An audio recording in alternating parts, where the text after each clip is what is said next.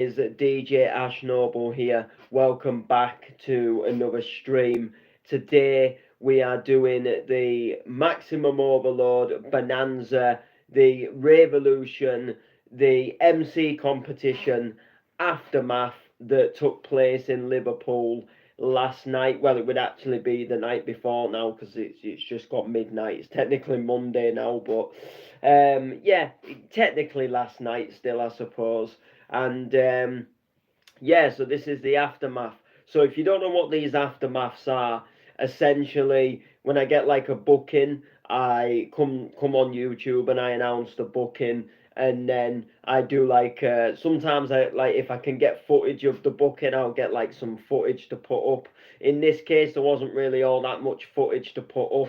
And then what I'll also do is like an aftermath where I'll talk a little bit about how the event went and stuff like that. So the Bonanza and the Maximum Overload for the Revolution was an event that was taking place in Liverpool, and there was DJ Kurt, there was DJ Scoot headlining. It was like a full-on sort of hardcore power stomp event, which was really good, really good sounds all night. And they put on this amazing night with the two headliners, and then some great sort of like local Bonanza talent and like Bonanza residents and Maximum Overload, and there was people like Ben Critic and Danny Hardcore on, and some Joey Excite, and so Spin Blitz, some amazing talent, some amazing DJing. But what they also did was they opened up a DJ and an MC competition, and I entered both competitions. I entered both, and but I got told like quite frequently by a few people like enter the MC competition, and even one of the promoters said like give the MC competition an enter because I've MC'd for Bonanza before, but because this was kind of like a joint event and it was a bit of a on like a little bit of a bigger scale, it was like why don't you enter it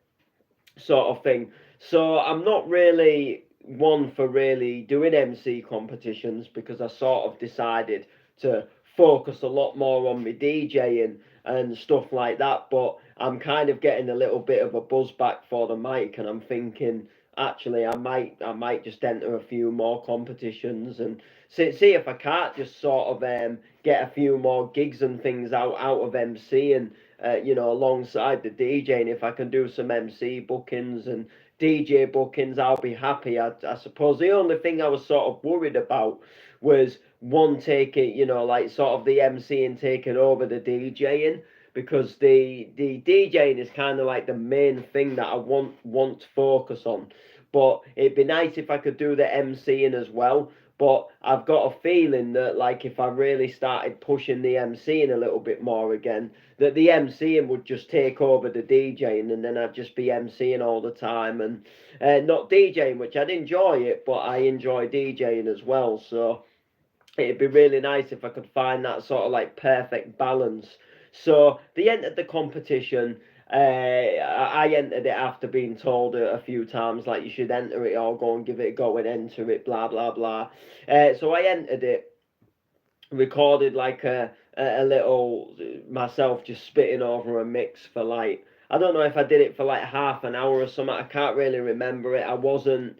To be fair, the recording was absolutely shocking. I wasn't really that keen on the recording itself, but you all seem to like it, and they seem to like it enough that I won the first round of the competition. So there was originally only supposed to be one round of the competition, and the original idea was that whoever won the competition would get like a prime time set at the event. Now, however, they couldn't pick a winner, so myself and the Brothers and Bars, we got picked as sort of like the MC competition winners, and then there was like two DJs that got picked. That would go back to back instead because they couldn't choose a winner.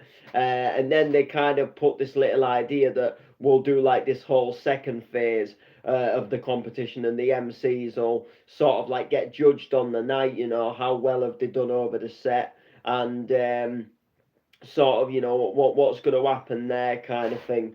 So I was kind of like, oh wow, we've got this kind of like whole sort of like rap battle that's going to take place in Liverpool now. But but yeah, things changed a little bit yesterday as the event happened, and what happened is the set time got moved, which I was a little bit like, I was kind of like, all right, I'll do it because I'm already at the event anyway. I'll do an earlier time. But the whole idea of winning the competition was supposed to be like that you got a prime time slot, and then one of the headliners had like a work commitment, and he offered the promoter like a half price. He offered like a half price booking to the promoter for like a future event, like if they swapped his time around. So they were going to put us on a little bit later, and I was like, I'm actually quite cool with that, to be fair. And then the brothers and bars, they couldn't do the later time because they had like a free sort of 4 hour drive back. So we ended up going on the first set, and I just thought, well, the whole point of winning was to get a prime time. They said like the DJs and MCs that win, they'll be on like a prime time set. So like on a set like before a headliner, which I thought, oh yeah, that's quite cool. It's a good way thing to happen out of winning a competition, and not just winning a set and opening up the night kind of figure that we kind of went to opening up the night. um, but yeah, so we opened up the night, and then myself and the brothers and bars, we decided that we was gonna sort of like so I did half the set and they did half the set, so we had like 9 till 10. So I did like 9 till half 9, and then they did like half 9 till 10 on the mic, and then an MC that had been in the game for something like 26 years or something had was judging this. The judge changed obviously, and that got judged instead. So he judged and judged the competition. And the DJ side of things, there wasn't really anything to judge. That just became more of a B2B set. So the second part of the competition was just more, kind of like for the MCs, and then the DJs kind of like, you both won. Do a B2B set, but we all get residency at the Maximum Overload events. So it's absolutely amazing in that sense. So I was nervous about the competition because I'd never worked alongside the brothers and bars before. I didn't really fully know what they was going to be like, and that they're a duo, so I'm going up against two people, and you just don't know how things are gonna really progress and how things are gonna go. So I was a little bit like, um, you know how is this going to go? So I went on first, and everything seemed to go really well. The half an hour just absolutely flew by, and I got into like a really, I don't even know how I did it, but I just got into like a proper zone where I don't know, like for me when I was up there on the mic last night, it just felt like, for whatever reason, it just felt like the mic was just really clear. It just felt like I could hear the music really well, and it just felt like when I was coming out and delivering my bars, it just felt like I was delivering them really clear, and it was like I was on form. It was like something had gone in my favor, and my whole voice, because I'd had the cold last week, and that was kind of worrying me as well. That was going to kind of make me a little bit like, less able to maybe go in with like faster bars and stuff if I'm sort of still still recovering from a little bit of a cold kind of thing. And I thought, if they haven't got a cold, they're going to have a bit more of an advantage for not having a cold. And I've still got the bit of the cold now, but no, it was just like I went in, and I just really seemed to like go in and take off, and I was absolutely buzzed. I just thought, but I still was a little bit like, oh, I'm not sure how I've done here. And then the brothers and bars came on and did their bit, and I was kind of like, oh, I'm not really sure here, because I was listening to their flow, and they kind of had what I sort of gathered from them is they had a very good, what I'd class as a northeast flow. So like sort of like Vibes and Tripping, who do all the Makina stuff. Like they'd fit that stuff really well, and they sounded like a duo from Hull called Turbo and Active, and they kind of like. They spit the same bars at the same time, and they know each other's rhymes, and they complement each other with the rhymes and stuff. And I kind of thought like this actually might go down as like quite a good thing, because they're all in sync, they're all in time, so that they might actually win, and all of that kind of stuff. And I was just a little bit unsure, like whether they'd like the flow or not, because it wasn't the typical sort of like what you'd really hear. Like if you hear people like Storm and Wizkid, and even people like Spez and like Finchy and other MC sort of in like bounce and hardcore. They don't sound nothing. They sound nothing like the Brothers and Bars do. And obviously, it's all about having your own sort of unique style and flow. But they really sounded like people who would jump on a Makina set, and they was jumping on a hardcore set, and it just, to me, I don't know, I just got that vibe that I wasn't sure how this was going to go, because really it sounded like something that would suit Makina to me. But then it's what other people think as well, kind of thing. So the set came to an end. They winded the music down, and then the guy who was judging the competition, he came on the mic and said a few little words, and said it was a close competition, and all the rest of it. And then said, like, obviously he announced who had won the competition. So who had won the competition? Well, I will let you know. I'm happy to announce to you that it was actually me that won the competition. So I was absolutely buzzed. I was absolutely stoked. It was I don't know, like, because obviously, like, I'm a big believer in it's taking part what counts when it comes to things, and everything's not a competition as such to me. But it felt like just really nice to win something. Like, like when I won the first round of the competition, it felt nice to win it. But at the same time, it was just something that I don't know. It was just a something exciting. So they gave us this championship belt that says New Court Order on it, and then it's got a maximum overload sticker on it. So I sort of was walking around the club with this all night. It's actually really heavy as well. Like when he first photographed it, I thought it was one of them like toy plastic ones.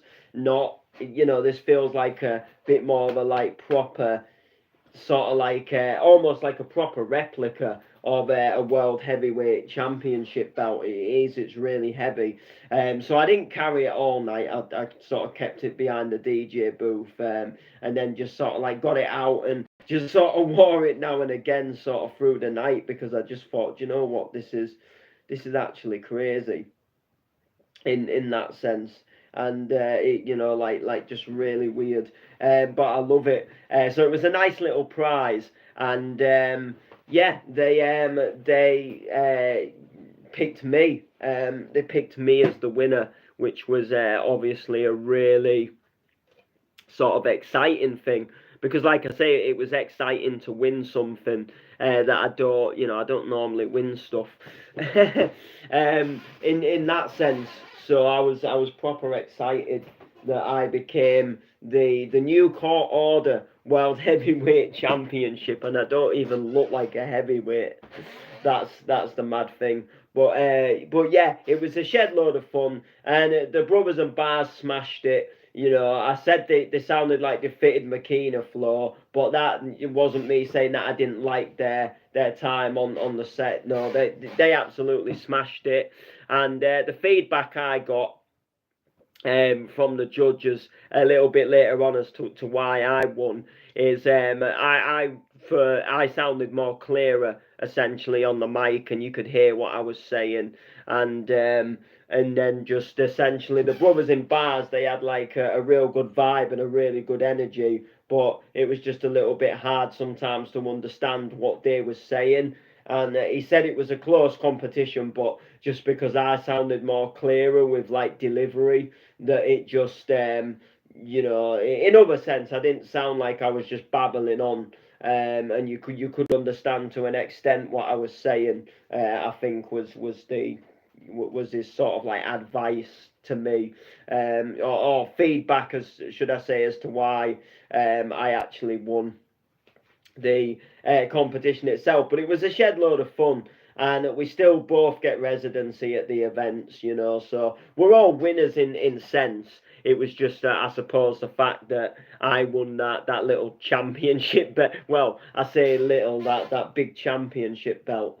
I won that. I think that was kind of just more the sort of like, and it just created a little bit of fun on the night as well.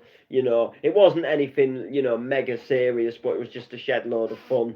And it just made the event a little bit more enjoyable as well, just having that little aspect to it. Like I said, it didn't get like too competitive. Like I wasn't going up to him like, oh, I'm gonna beat you. It was just a real like, yeah, nice set, lads. Yeah, buzzing. Yeah, smash that.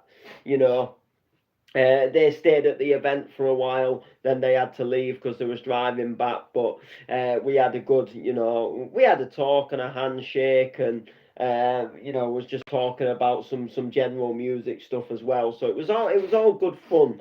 And the event itself, so besides the competition, the event itself was absolutely banging. But I ran into one issue, and I've never got so annoyed in all of my life.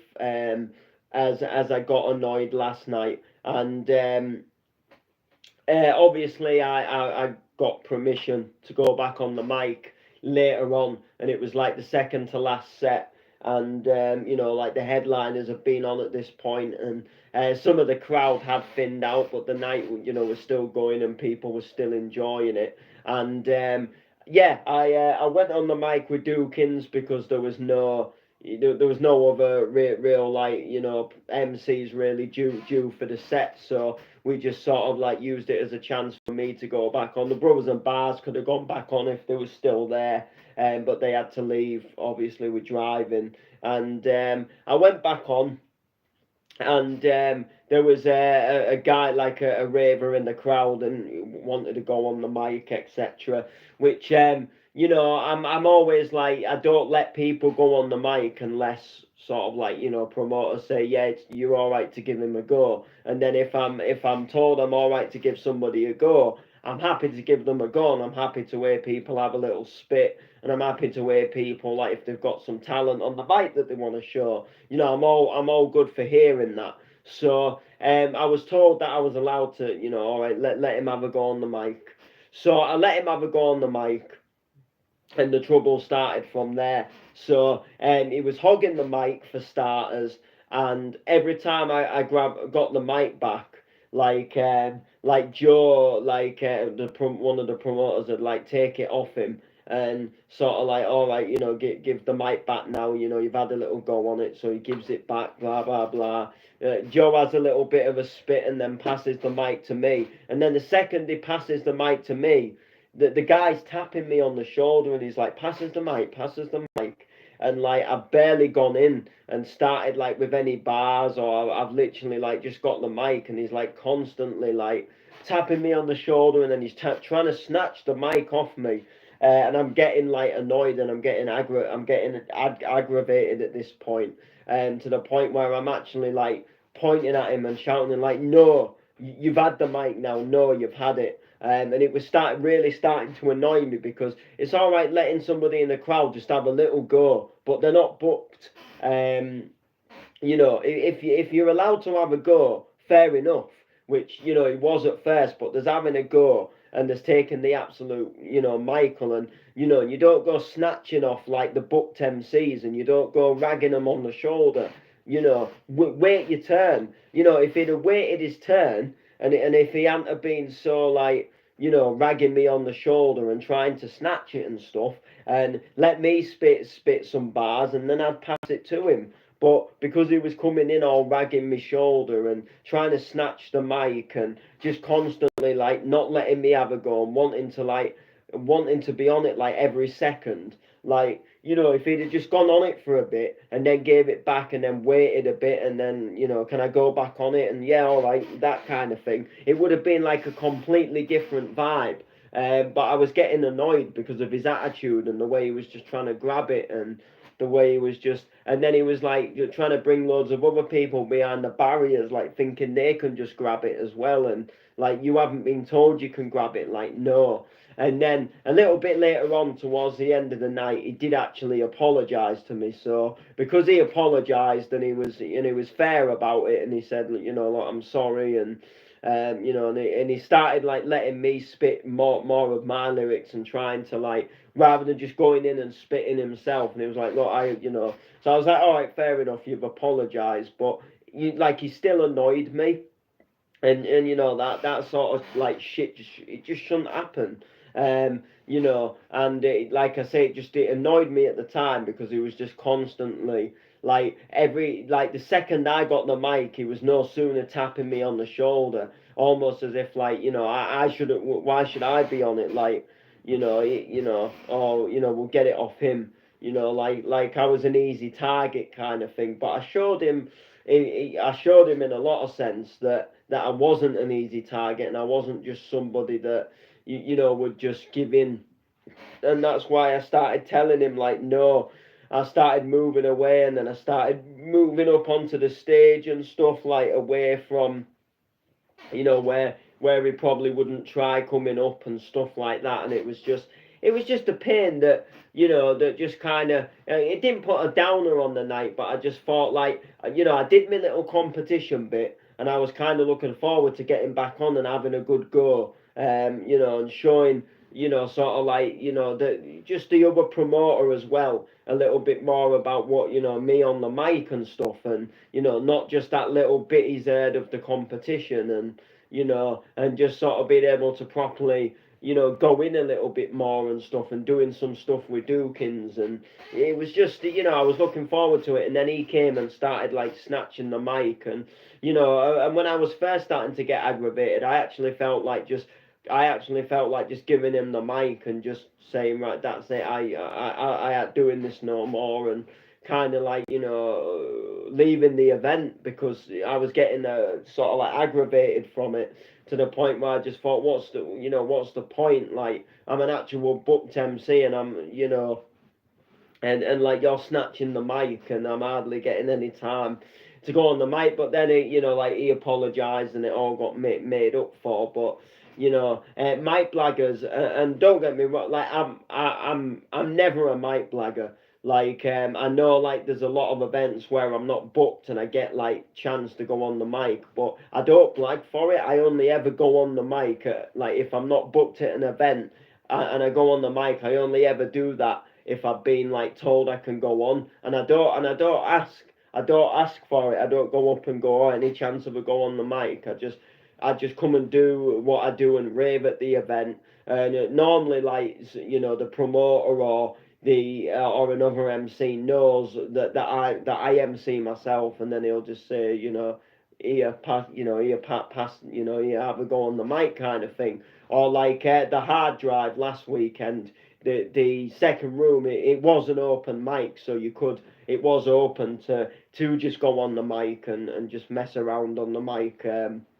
It had actually been open for that, so that was a good thing.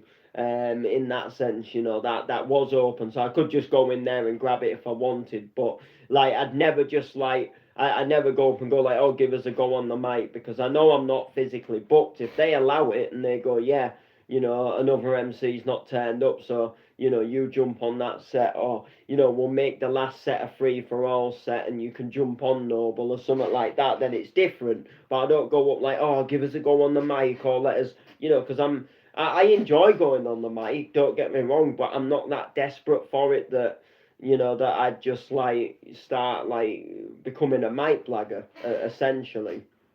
Do you know what I mean? Like, like I say, I only ever go on if I'm told I can go on, or if someone wants me to go on. Like, I never ask to go on. I don't go there expecting to go on, and I just don't want to go on as such, like, until I'm like physically told I'm allowed. If someone says like, "Oh, do you want to go on, Noble? Yeah, I'll let you go on if you want to go on." Then I'll be like, "All right, yeah, I'll go on." Like, in that sort of sense.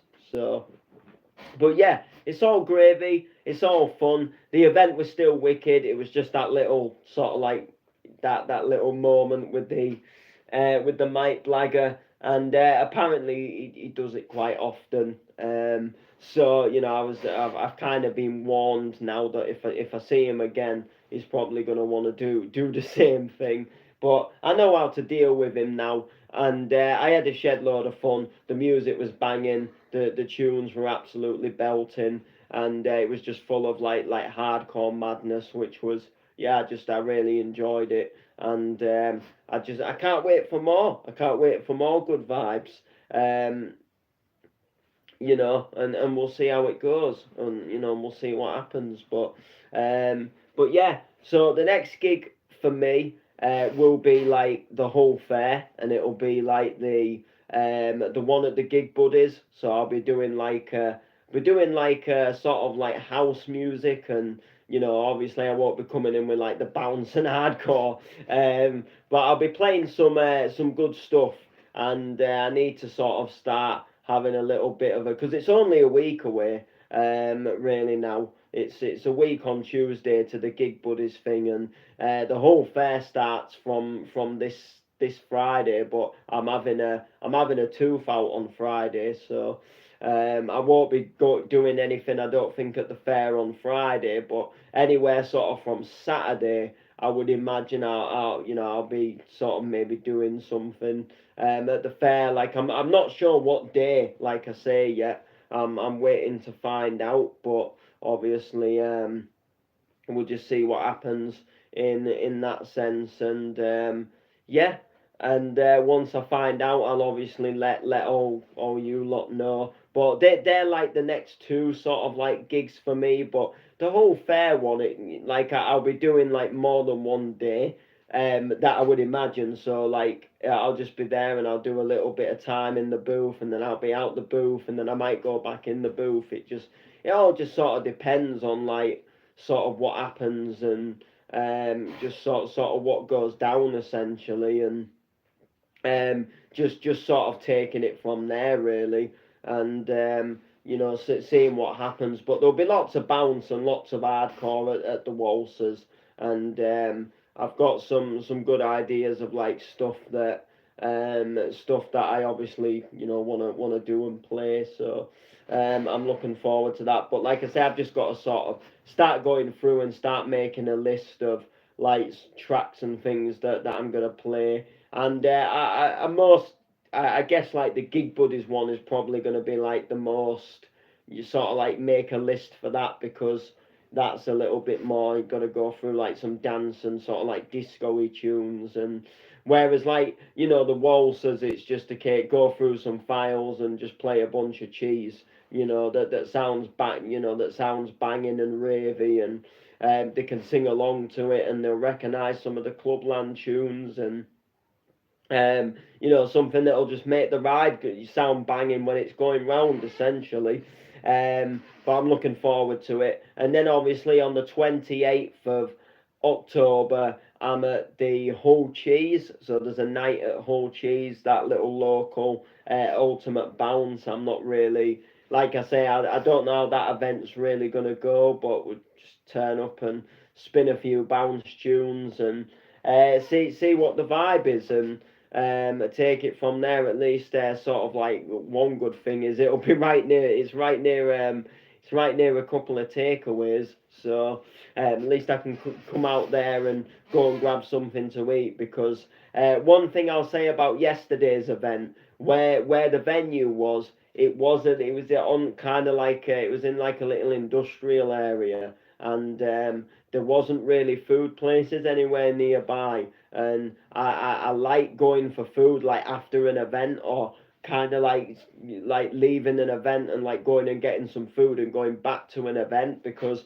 for whatever reason when you like raving and stuff, like it makes me hungry. I don't know why, but like obviously on the way to the event, myself and the layman, we called at McDonald's because he dropped me off so far to Bolton. And yeah, we called at McDonald's on the way, but that was kind of like a late afternoon, sort of like that. That was kind of like a 3-4 o'clock kind of thing in the afternoon. So by the time it got to like sort of like 11 sort of 12 at night, I'm thinking, yeah, I could eat something here. But the area of the nightclub, there was just no nearby food places. And you could have got something delivered. There was bouncers that were like ringing up and getting something delivered, but that would just cost, by the time you've like paid for delivery as well, it's just,